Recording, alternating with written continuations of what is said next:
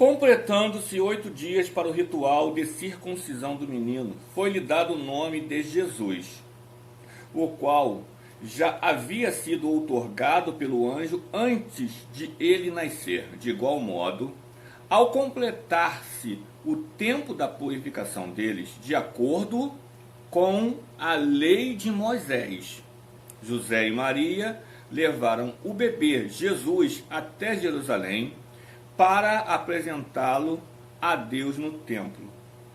Relato de Lucas, capítulo 2, versículo 21 e 22. Antes de falarmos do texto, queridos, queridas, mais uma vez sejam muito bem-vindos em nosso canal A Graça que Liberta. Você que pela primeira vez está nos visitando, fique à vontade. O que fazemos nesses vídeos que postamos aqui? Falamos a respeito das escrituras, mas sem fantasiar. Não criamos mito religioso para aprisionar você, pois você é livre. Já dê seu like, curta, compartilha, se inscreva no canal, desse jeito você nos fortalece e pode comentar à vontade. Quando Jesus era menino, foi feito esse ritual e já nós vamos abrir um pouco mais o leque sobre ele. Jesus, quando andou nessa terra, queridos, ele veio para Israel. Jesus não veio para você e não veio para mim. É ele que diz isso. Vou deixar o texto. Eu vim para os meus. Quem era os meus que Jesus estava falando? O povo brasileiro? Não, querido. Nós temos 500 anos, 600 anos no momento desse vídeo. Quem, na verdade, era o povo que Jesus veio foi Israel. O povo prometido, desde a antiga aliança. Jesus morreu por todos nós. Não, Jesus morreu por Israel. Jesus morreu por Israel. Para cumprir o que estava dizendo a lei e os profetas. Foi a profecia a respeito dele desde Gênesis.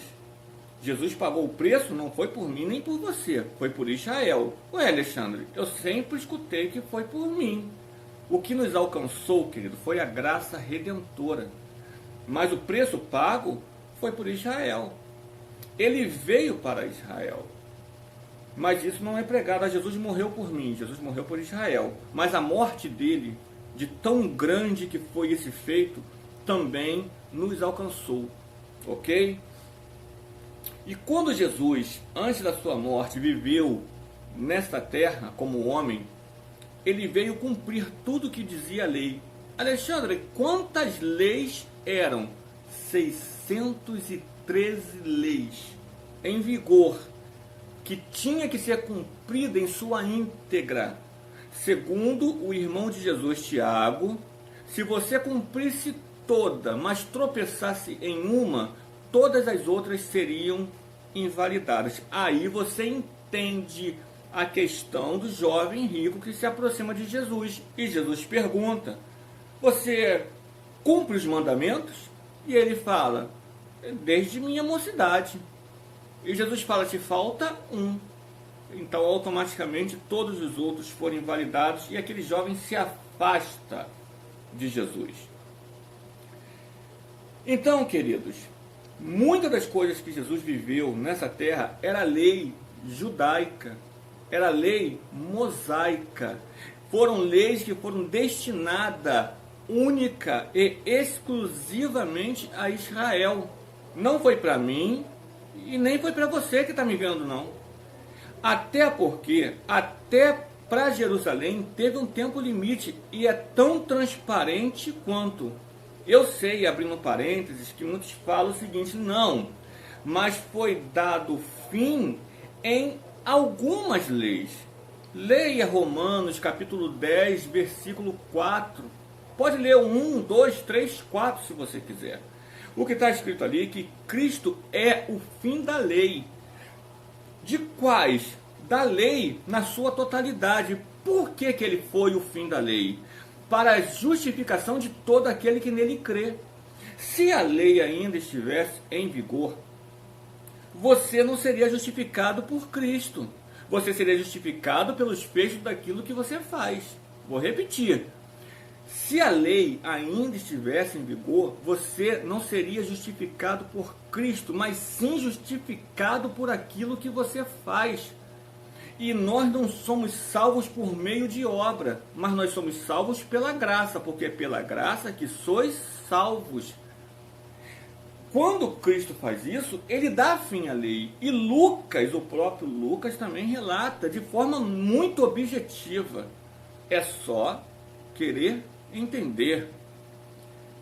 A lei e os profetas duraram até João. Que João? João Batista. Porque João Batista, também segundo Jesus, se tornou o último profeta da antiga aliança. E por que, Alexandre, que isso aconteceu? Porque os profetas, não é dom de profecia. Eu falo isso e repito, não confunda.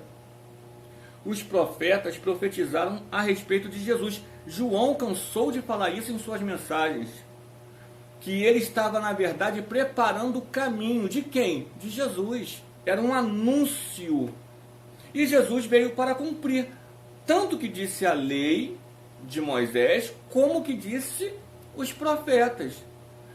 Por isso que Jesus se batizou. Porque o batismo, segundo o que está escrito nas Escrituras, era para arrependimento de quê? Dos pecados. E eu e você sabemos que Jesus não tinha pecado. Mas para cumprir o que disse a lei e os profetas, ele também se batizou. E você vê que o que eu estou falando tanto verdade, que o próprio João diz e se opunha àquela situação e fala, eu que tenho que ser batizado por você. E você está vindo a mim? Porque o batismo de Jesus, eu disse também, repito, era outro, não era o mesmo de João. Eu sei que no vídeo passado já deu muito comentário, se você quiser pode ir lá ver o vídeo. É difícil isso entrar na mente das pessoas, de alguns, mas, queridos, batismo significa mergulhar, imergir. Quando Jesus disse, olha, ide fazei de discípulos. E como que se faz discípulo, Senhor? Mergulhando, imergindo eles no Pai, no Filho e no Espírito Santo. Uau! Isso é grande! Isso é fantástico! Porque quando você mergulha no Pai, no Filho e no Espírito Santo, há transformação. Mas quando você mergulha na água, a pessoa continua a luta dela do cotidiano, carne contra espírito.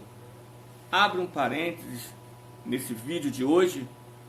Queridos, a luta contra o Espírito Santo não é o diabo que se levanta, não. É a tua carne. Quem disse isso? Paulo. A carne luta contra o espírito e o espírito contra a carne. Por quê? Porque os dois têm vontades contrárias.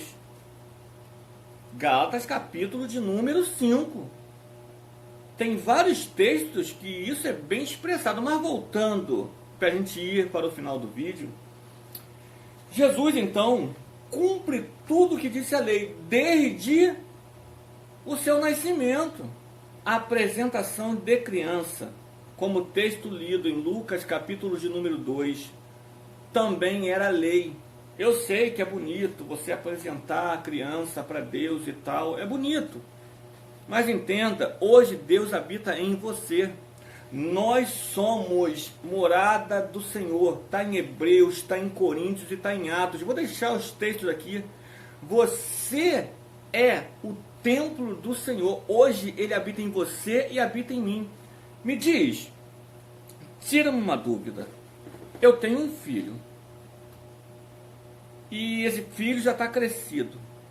É lógico uma pessoa chegar e falar, Alexandre, eu vim te apresentar o teu filho.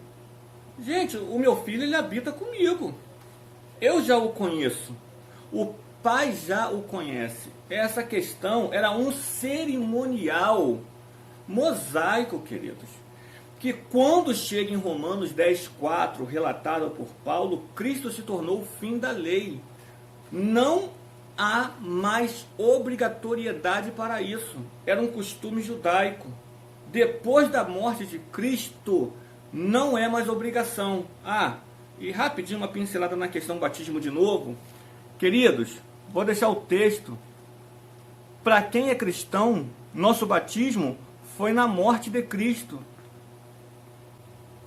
Nas águas é um banho. Bonito? Bonito. A choro? A choro. É um cerimonial legal? Poxa, legal demais. Mas a transformação, muitos vão falar que sim, mas dentro, se na tua mente não houver transformação, de nada adianta. Lembra que Paulo disse aos Romanos, capítulo 12?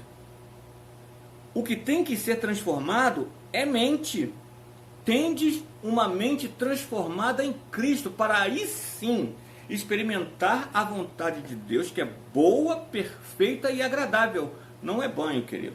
E para ter uma mente transformada em Cristo, você precisa mergulhar no Pai, no Filho e no Espírito Santo.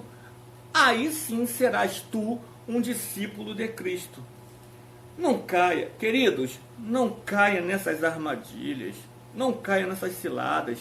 O que mais temos nos dias atuais são lobos vestidos de ovelhas.